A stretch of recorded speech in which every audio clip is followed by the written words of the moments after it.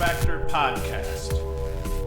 What is up, college lacrosse fans? You are watching the 69th episode of the LaxFactor Lacrosse podcast. This is number 69. Everybody wanted me, or not everybody, but a bunch of people wanted me to put something special together for the 69th episode. I've got nothing for you other than that. That's as much as I can do. Today, we are going to talk about the scrimmage that Syracuse, Vermont, and Hofstra had up at Syracuse this past weekend. The Hofstra scrimmage was closed to everybody. Syracuse beat Hofstra up. The Vermont scrimmage was open to the media only. And who has two thumbs and got to go? This guy. So we got to see that. Before I get into all of it, be sure to like, subscribe, hit the notification bell. If you're watching this video, just hit like and get this out. We have our first real show, the college lacrosse preview show tomorrow, Thursday, coming out, where we're going to preview all the weekend's games. So be sure to get this video's likes way up there. Let's have this video perform well so more people see the show tomorrow. And as always, to support us beyond that, go to LaxFactor.com. You can watch our videos there, listen to our audio podcasts there, which this gets put up there. You can buy swag, hats, t-shirts, all sorts of stuff, coffee mugs, and all of that. So let's get into it.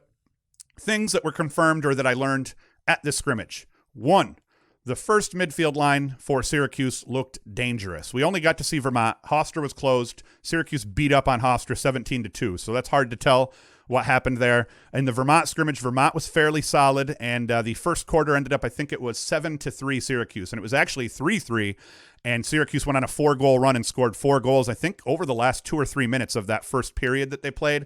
But that first midfield line, they are going to scorch the earth. Dordovic, big, fast, and looks like his injury is behind him. Now, big is not something that you would have said about Dordovic 2 years ago when he was a freshman. Big is what he is now. The kid is strong, the kid is fast, and the kid is cutting hard. He looks like he is 100% on the mend. Trimboli, he scored the game's first goal. He's going to have a really nice senior year, and I think he is going to play really well playing off of Dordovic and Curry. Dordovic and Curry are probably slightly better dodgers than Trimboli, but I think Trimboli is a slightly better off-ball player than both of them, so I think that he's probably going to feast as a senior as well. Curry looked solid, looked great dodging. His famous kind of sweep across the middle, that worked well, playing the two-man game with the other two middies and maybe some attackmen. So Curry also, all three of those middies. Pick your poison. At least one of them is going to have a big game every game, but probably they'll all put up a couple of points to 4 or 5 points in every game. At least one of them's putting up 4 points in every game is pretty much a thing. They work great together. They're unselfish. The only negative is they force some shots here and there, but you're going to have that when you have high-volume guys and when you have 3 guys that are all on that line. But that'll work itself out during the season. And then the only other thing I worry about is maybe they'll take a bit of flow away from the attack, but it's one of those trade-offs. We had it with Mariano and Salcido as well, where they would take a little bit of burn and runs away from the attack because they were, high-volume ball carriers. So these mids are going to be that, but it'll be okay in the end. As for, and then one of the other things, I got to actually talk with Trimboli quickly after the game, and I asked him about getting the band back together and what that meant to him and them as a line. So take a listen. All right, so one question. Your guys' line is traditionally split a lot of time with the twos, and it seemed like today they were trying to feed the beast a lot more. So is that something that we could expect to see? Or is that just how it rolled today? I think it's pretty situational. It's just going to depend on the time of the game and how things are going. We tend to go 1-2, 1-2, but if one line's really hot, they'll send us again. So how psyched are you guys at getting the band back together and having everybody, all three of you guys, back on the field? It's great. I'm playing with 2 of the best players I've ever played with my whole life, so it's really incredible, and those are my best buds, so it's awesome to go out and play well with them. Now, for the Syracuse attack, Rafis looked active. It looks like, he kind of started the season out injured last year, but he finished strong. I think he's going to start strong this year. That's going to help. Cook seemed to be the most effective ball carrier out of the bunch. Cook can shoot out from outside. Cook can finish from in close. Cook can create, looked shifty, quick. I think Cook, truthfully, Cook could be the best attackman, or at least so far in the 2 scrimmages I've seen. Cook looks like the best attackman of that 3, and that includes Scanlon and Rafis, both of them very top-notch talent. So Cook looked great. I think he's going to have a breakout season. Scanlon didn't get many looks in the Vermont scrimmage, but he's going to be fine overall. He had a couple of shots that were saved and things like that, but overall Scanlon will be fine. But the attack unit look good. Definitely, as they are, better than average. They can definitely burn you, and by the season's end, they could be proved to be very, very formidable. As for the Syracuse defense, they looked aggressive as hell. They were doubling all over the field, beating people up, slapping people here and there. They looked great. Mellon, obviously, number 11 now. He's going to have a big season. The one thing that we were surprised was Kennedy played pretty much the entire Vermont scrimmage down at close defense. I got a chance to talk to Kennedy quickly about that, asking him what's that going to look like for him, and is that going to possibly take a little bit away from his transition game? So give a listen to his answer. So, close D. Yeah. I mean, that's different for us to see you down there. Is that something we can expect to see coming in the spring? I'm not sure yet. I guess in practice we've been doing both, which is good to, because I guess it's different how you guard it, so it's good to practice both. And how does that change the transition aspect of it for you? Is it a little harder to get upfield as you're playing low? No, I don't think so, because we had a big inter squad last week and we had a lot of transition. It's just like a different approach, I guess. Like LSM, I'm more breaking out and catching it, but if I'm playing down low, it's probably more ground ball and go.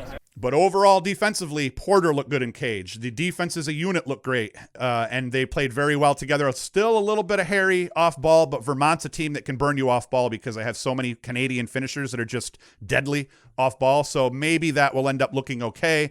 And Fernandez looked great playing D-mid, so if he ends up being the one to get most of the D-mid runs, then it doesn't hurt at all to have Kennedy down low because he looks really good. Kennedy's definitely better in transition than Fernandez, but Fernandez is a ground ball hawk, so he's going to do well there. Face-offs, kind of a wash. Not sure how I felt about that.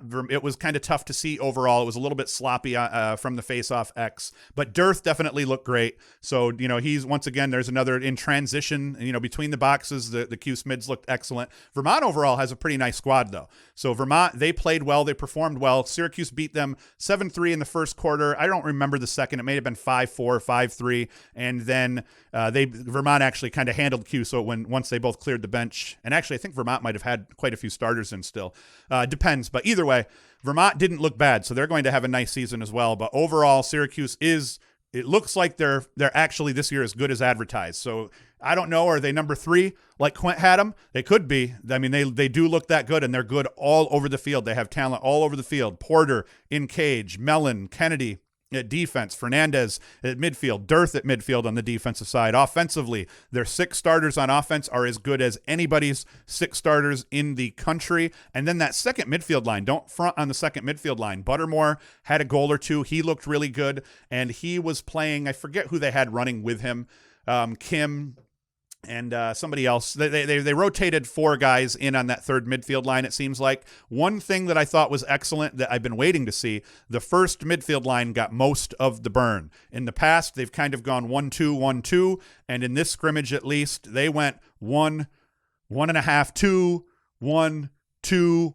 1, 1.5, 2. You know what I mean? The ones definitely, I would say, if you put it out there, the ones got at least 60% of the burn over the first 2 quarters. So I'd like to see that, especially where your top 3 middies are that solid. It's not like one guy's doing all the carrying. These guys are sharing the ball equally. So I think that you may see a little bit more of that in the new offense.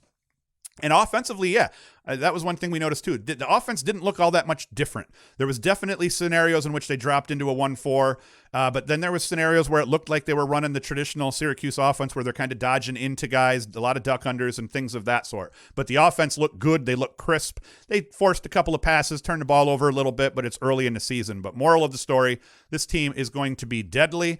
I think us Syracuse fans have really high expectations of this team, but we have good reason for that, and we have insanely good reason to be optimistic about trying to get to the Final Four in this season. So that is it for this episode. Today is Wednesday if you're watching this. Tomorrow is Thursday. We are going to put out our first true episode for this college season. We're going to do our college lacrosse weekend preview show or something like that, whatever we call it. I always forget. So that's coming out tomorrow. You'll see that by 11. I was sick this week, so I didn't get to do the daily podcast this week on Monday or Tuesday. This is your daily podcast for Wednesday.